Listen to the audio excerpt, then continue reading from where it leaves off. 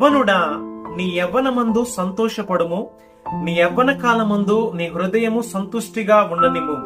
నీ కోరిక చొప్పునను నీ దృష్టి యొక్క ఇష్టము చొప్పునను ప్రవర్తించుము. అయితే వీటన్నింటిని బట్టి దేవుడు నిన్ను తీర్పులోనికి తెచ్చునని జ్ఞాపకము ఉంచుకొనుము. హల్లెలూయా. ఇక్కడ పరిశుద్ధాత్మ దేవుడు మరి జ్ఞాని అయిన సొలొమోనుతో మనకు మరి స్పష్టముగా తెలియజేస్తూ ఉన్నాడు. మరి యవ్వనుడా, నీ యవ్వన కాలమందు నీవు సంతోషించుము, నీ మనస్సుకు నచ్చినట్లు నీవు ఆనందించుము, నీ కోరిక చొప్పున నీ ఇష్టం వచ్చినట్లు నీవు ఆనందించుము. అయితే దేవుడు తెలియజేస్తున్నాడు,